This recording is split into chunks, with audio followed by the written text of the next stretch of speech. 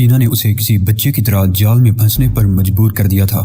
Tina نے جو جال بنا تھا اس میں وہ کسی احمق اور اندھے شخص کی طرح خود ہی آ پھنسا تھا۔ ایڈمرل نے ریسیور کو پھر کان سے لگا لیا۔ دروازے پر پہنچ کر شہزاد نے پلٹ کر ایڈمرل کی طرف دیکھا۔ وہ اپنے بیڈ پر نیم دراز ہو گیا تھا اور اس کی آنکھیں بے جان سی لگ رہی تھی۔ شہزاد نے ایک طویل سانس لی۔ وہ سمجھ گیا کہ ایڈمرل ڈاکٹر ٹینا کے عملے توجہ کا شکار ہو چکا ہے اور اب اسے بچانا ممکن نہیں رہا۔ اس نے کمرے سے نکلتے وقت ایڈمرل کی آواز سنی۔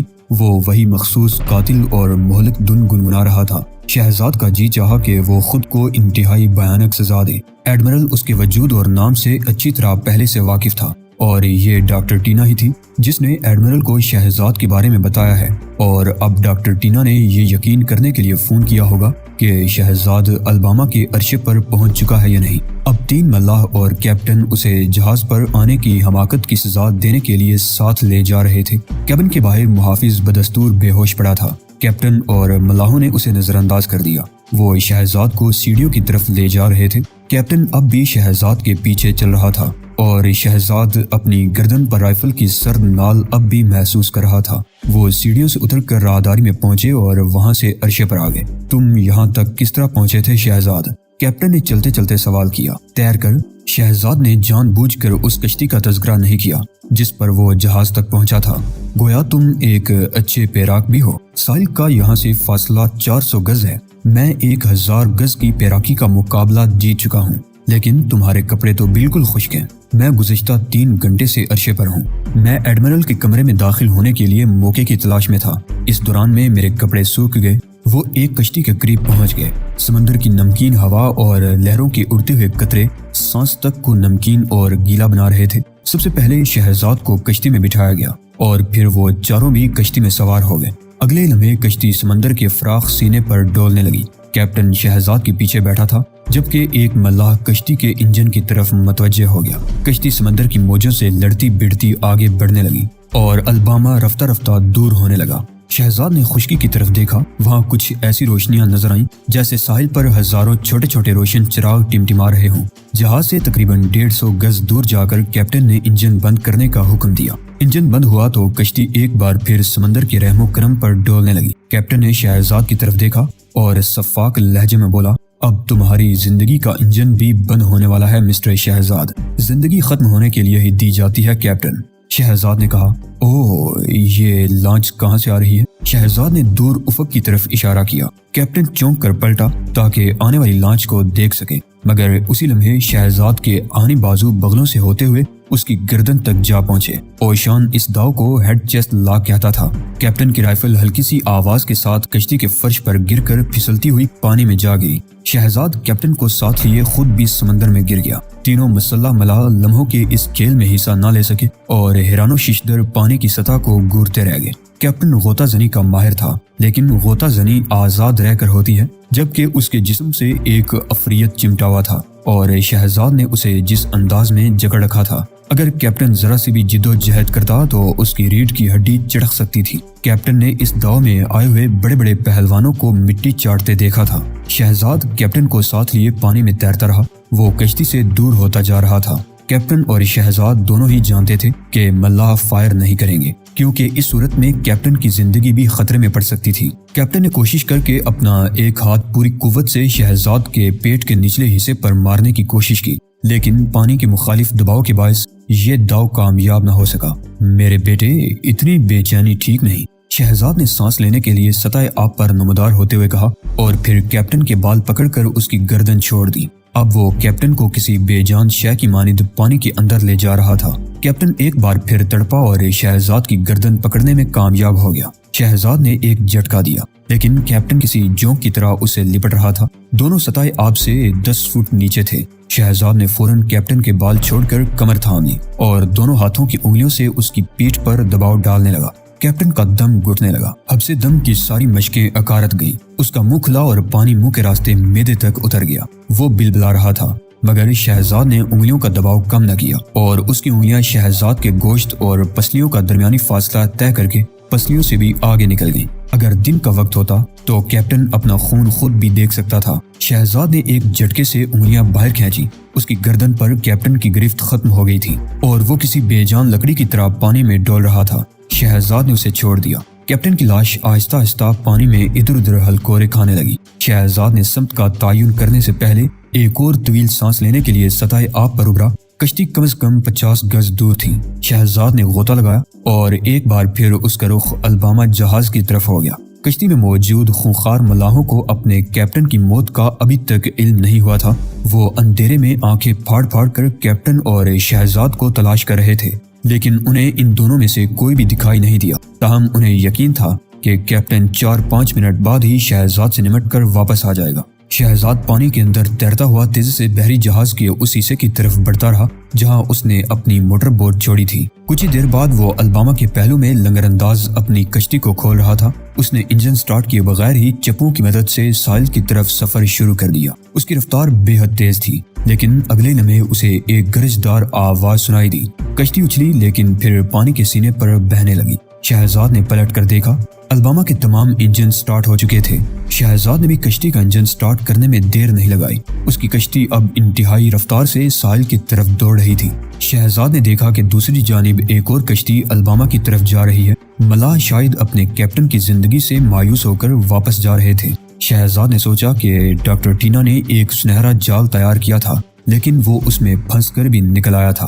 الباما کے انجنوں کی گرج کچھ اور تیز ہو گئی۔ شہزاد کی سمجھ میں کچھ نہ آیا کہ الباما کی خاموش انجن اچانک ہی کیوں زندہ ہو گئے ہیں۔ کیا جہاز کہیں جا رہے ہیں؟ اس نے کیبن سے نکلتے وقت ایڈمرل کو جو دھن گنگناتے سنا تھا، کیا وہ کسی نئے ہنگامے کا اعلان تھی؟ مین ہٹن جزیرے پر سورج طلوع ہو چکا تھا۔ صبح کی خوشگوار مگر خنک ہوا میں لوگ ادھر ادھر آ جا رہے تھے اور خلیج کے متلاطم پانی میں ایک جنگی جہاز داخل ہو رہا تھا۔ یہ الباما جہاز تھا۔ الباما کے کنٹرول روم کے باہر انجن چلانے والا اپنے افسر سے احتجاج کر رہا تھا۔ شاید وہ پاگل یا کم از کم سنکی ضرور ہو گیا ہے۔ کیا مطلب؟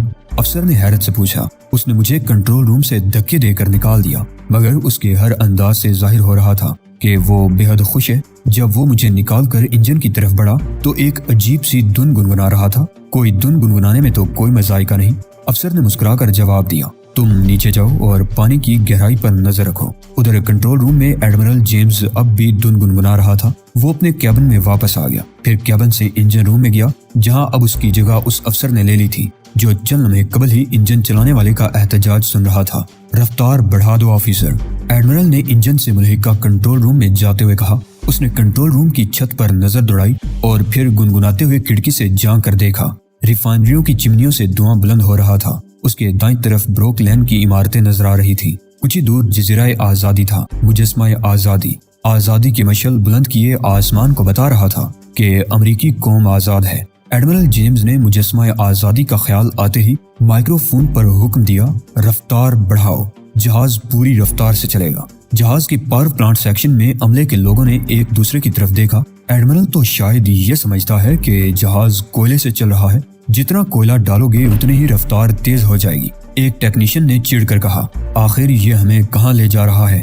پتہ نہیں، ایک سینئر لیفٹیننٹ نے کہا، لیکن اس رفتار کا مطلب یہ ہے کہ ہمیں جہاں کہیں بھی پہنچنا ہے بہت جلد پہنچ جائیں گے۔ کنٹرول روم میں ایڈمرل جیمز نے جہاز کو موڑنے کے لیے ویل کو بائیں طرف گھمایا۔ بحری جہاز کسی کھلونے کی طرح گھوما اور جنوب کی طرف جانے والی وسیع و عریض نہر میں داخل ہو گیا۔ ایڈمرل نے ویل کو مخصوص پوزیشن پر سیٹ کر دیا۔ اب جہاز نہر میں سیدھا چل رہا تھا۔ ایڈمرل جیمز نے ایک بار پھر باہر کا نظارہ کیا اور کچھ دور مجسمہ آزادی نظر آتے ہی اس نے ایک بار پھر اسی مخصوص دھن کو گنگنانا شروع کر دیا۔ مجسمہ آزادی تیزی سے جہاز کے قریب آ رہا تھا۔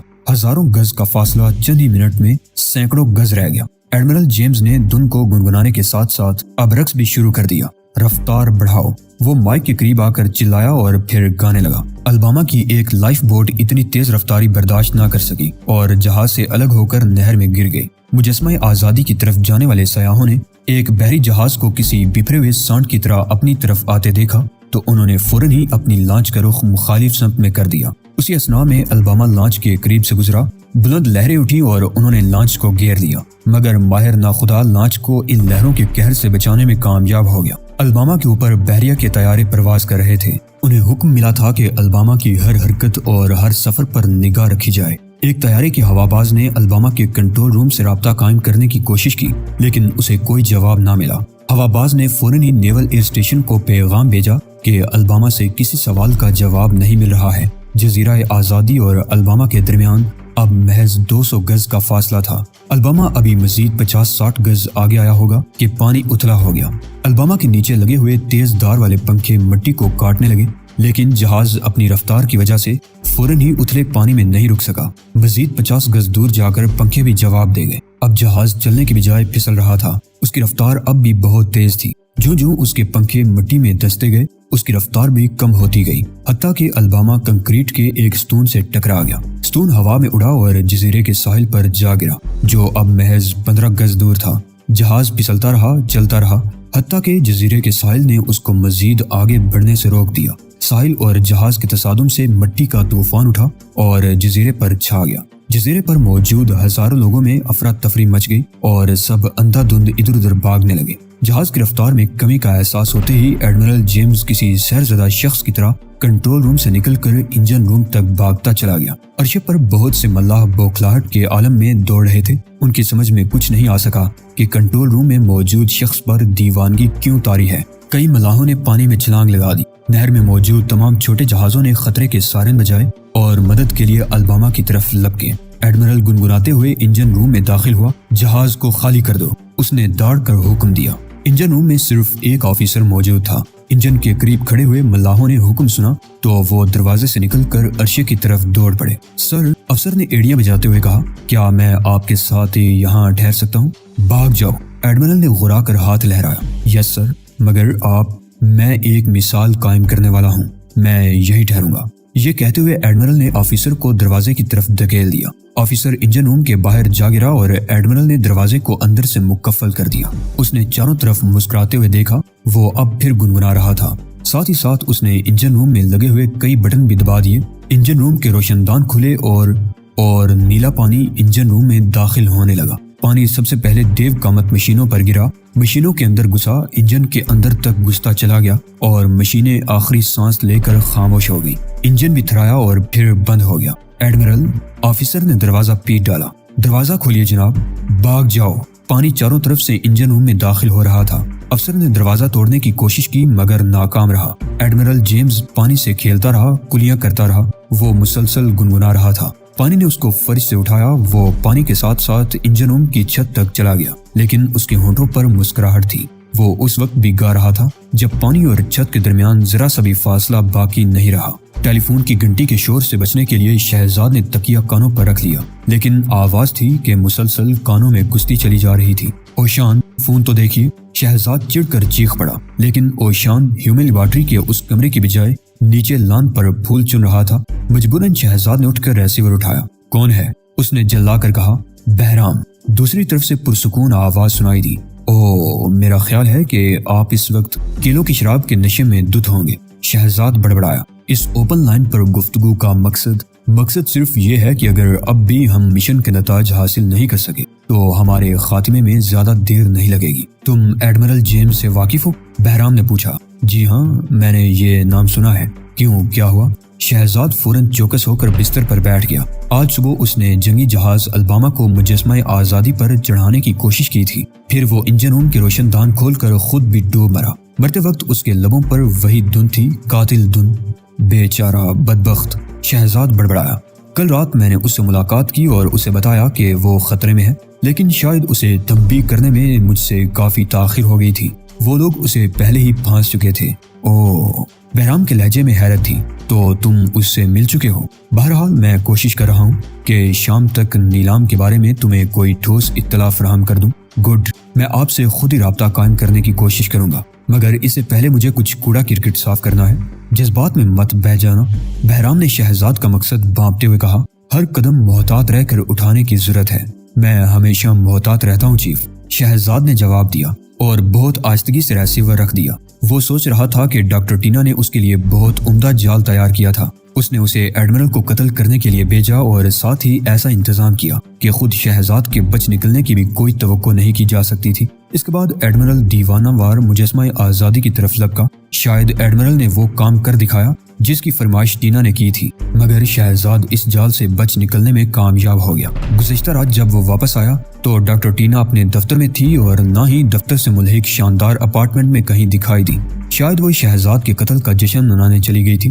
اسے تو بہر صورت شہزاد کی موت کا یقین ہوگا، لیکن اب شہزاد صرف یہ چاہتا تھا کہ وہ اس یقین کو حقیقت حال میں بدل کر کھیل ختم کر ڈالے۔ وہ اب بھی کل رات کے کپڑوں میں ملبوس تھا جو نمکین پانی میں بھیگ جانے کے باعث نمکین ہو رہے تھے۔ اس نے اجلت کے عالم میں کپڑے تبدیل کیے اور حال میں آ گیا۔ اتنی صبح وہاں کوئی نظر نہیں آیا۔ شہزاد نے مطمئن انداز میں گردن ہلائی اور لفٹ کے ذریعے 10ویں منزل پر پہنچ گیا۔ ڈاکٹر ٹینا کی سیکرٹری ابھی تک نہیں آئی تھی۔ شہزاد سیکرٹری کے کاؤنٹر سے گزرتا ہوا ڈاکٹر ٹینا کے دفتر میں داخل ہوا۔ کمرہ صبح کی کنواری روشنی سے جگمگا رہا تھا، لیکن ٹینا وہاں بھی موجود نہیں تھی۔ اس نے ایک دروازہ دیکھا تو اسے کھول کر ایک اور کمرے میں پہنچ گیا۔ یہ ڈرائنگ روم تھا، لیکن ڈاکٹر ٹینا کا یہاں بھی نام و نشان تک نہیں تھا۔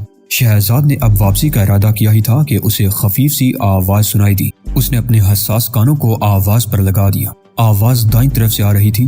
وہ اسی طرف بڑھ گیا۔ یہاں بھی دیوار میں ایک خوبصورت دروازہ موجود تھا۔ وہ دروازے سے گزر کر ایک ایسے کمرے میں پہنچ گیا جہاں اس نے ایک ڈبل بیڈ دیکھا۔ کمرے کی ہر چیز سیاہ رنگ کی تھی۔ موٹے دبیز اور سیاہ قالین، سیاہ بیڈ کور اور پردے، سبھی کچھ کمرے کے ماحول کو پراسرار بنا رہا تھا۔ کھڑکیوں کے راستے باہر سے روشنی کی ایک بھی کرن کمرے میں داخل نہیں ہو سکتی تھی۔ البتہ کمرے میں روشنی صرف ایک لیمپ کی وجہ سے ہو رہی تھی جو ڈریسنگ ٹیبل پر رکھا ہوا تھا۔ وہ آواز جو شہزاد نے ڈرائنگ روم میں سنی تھی باتھ روم سے آ رہی تھی۔